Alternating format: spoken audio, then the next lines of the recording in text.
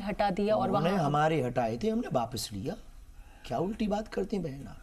नहीं, मैं तो सवाल पूछ रही हूं। हम तो आपको जवाब दे रहे हैं। हमारे राम मंदिर के जन्मभूमि पर जहां प्रभु श्री राम कई हजार वर्षों से ऋग्वेद सबसे प्राचीन वेद है, और उस ऋग्वेद के प्रमाण पूज्य जगत गुरु तुलसी पीठाधीश्वर गुरुदेव भगवान ने सुप्रीम कोर्ट में दिए राम जन्मभूमि को लेकर। तब हमने नहीं कहा, सुप्रीम कोर्ट ने माना है। आपका क्वेश्चन भी ये लीगली नहीं है। सुप्रीम कोर्ट ने कहा कि वहां राम जी थे, ये सुप्रीम कोर्ट ने कहा है। इसका मतलब इन्होंने आधिपत्य जमाया, इसका मतलब इन्होंने कब्जा किया। इससे ये सिद्ध हो गया कि ये ऐसी जगहों पर कब्जा किए। अब जहां जहां किए वहां वहां खुदेगा। लेकिन शास्त्री जी, अगर इतिहास को कुरेदेंगे तो बहुत सारे घाव हैं, बहुत सारे वो घाव भरेंगे, वो घाव रिसेंगे, वो घाव भरेंगे। इसलिए तो हम जन्म हमने लिया और हिंदू हुए ही इसीलिए। तो मतलब राम मंदिर पे लड़ाई खत्म नहीं हुई अभी? बिल्कुल भी नहीं। विवाद थोड़ी है, संवाद का विषय। हमें लड़ाई नहीं करनी। तो जो 2-3 चीजें बची हैं उनको ठीक कर दो यार। लेकिन अब तो मलंगढ़ के किले का भी जिक्र आ गया है।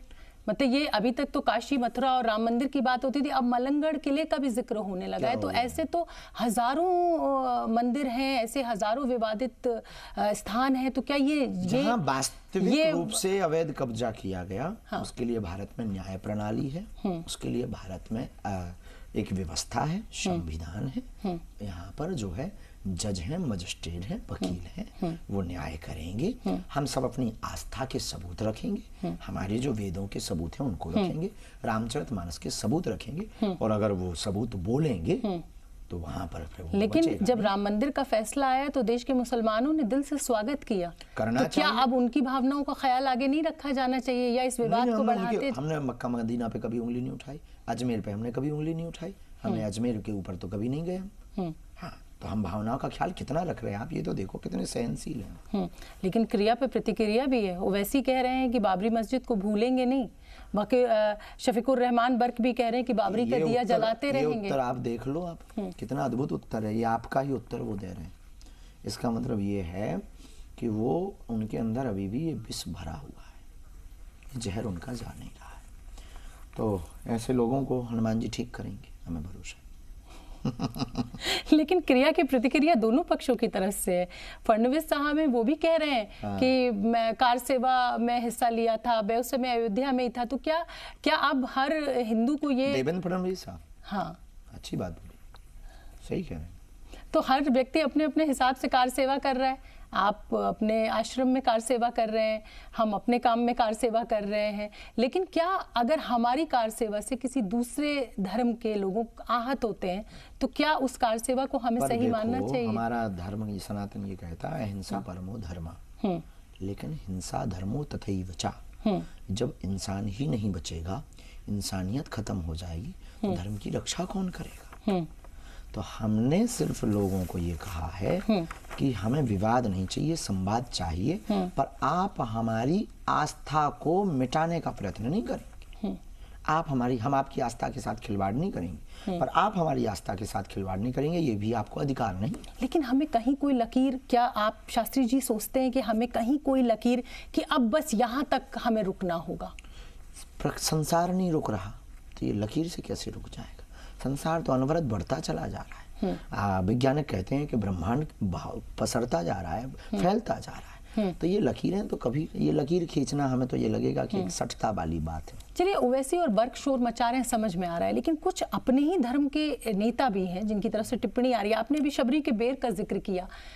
कहा जा रहा है कि मांसाहारी थे राम। मेरा सवाल ये है कि हर हिंदू की इन्हीं दोगलों को ठिकाने लगाना, इसीलिए हिंदू राष्ट्र चाहिए।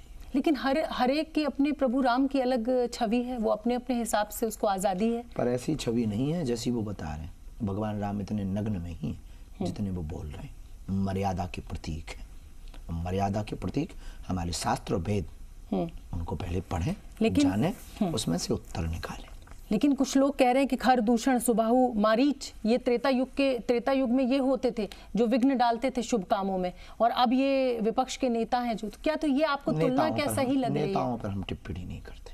ये तुलना आपको सही लग रही है? नेताओं पर हम टिप्पणी नहीं करते। अच्छा, किसी भी नेता को हम किसी तराजू पे नहीं रखते। जो एक बड़ा सवाल दिग्विजय सिंह जी ने उठाया कि भाई रामलला विराजमान, जो कि कोर्ट में रामलला का केस लड़ रहे थे, मतलब ये कहा जा रहा था कि खुद स्वयं रामलला विराजमान वहां पहुंच रहे हैं और अपना केस लड़ रहे हैं। अब वो रामलला विराजमान की मूर्ति जो है वो बदल के दूसरी मूर्ति रखी जा रही है, तो इसको बाबा कैसे लेते हैं आप? किसी राजनेता की प्रतिक्रिया पर हमने नहीं, मतलब मूर्ति बदली जा रही है, चलिए नेता को आप छोड़ दीजिए, लेकिन रामलला विराजमान जो के दर्शन मैंने किए हैं, आपने किए हैं, दोनों विग्रह रहने हैं। बड़े विग्रह का दर्शन सब लोग दूर से कर पाए, ज्यादा समुदाय आना है, सालिग्राम की शिलाएं पहुंची हुई हैं, तो एक सर्वसम्मति से साधु संतों के द्वारा सर्वसम्मति से निर्णय लिया गया कि इतना बड़ा भव्य मंदिर है तो विग्रह भी सरकार का भव्य होना चाहिए, ताकि सरकार, और एक ये आध्यात्मिक और भाविक दृष्टि भी है। भाव की दृष्टि, छोटे वाले ठाकुर जी ना ज्यादा मार नहीं कर रहे थे, अब बड़े वाले राम जी रहेंगे तो सदियों तक कोई आंख उठा के नहीं देखेगा। तो मतलब आप ये एक नया तरीका है और एक नया भाव है समझने का कि भाई जो छोटे लला थे वो ज्यादा लोग उन पे, छोटे बच्चे थे ना, सरकार ललाई थे ना, तो उनको बहुत ज्यादा, अब सरकार का विग्रह बहुत बड़ा हो रहा है, सरकार बड़े हो रहे हैं, अब किसी की मजाल नहीं उंगली। और आज मैं अपने दर्शकों को तस्वीर दिखा रही थी कि जो प्रवेश द्वार है उस पे खुद हनुमान जी हैं, गरुड़ हैं मौजूद, सिंह हैं और गज हैं। तो ये पहले गरुड़ और हनुमान की मतलब आदेश लिया जाएगा, उनकी इजाजत ली जाएगी और फिर राम मंदिर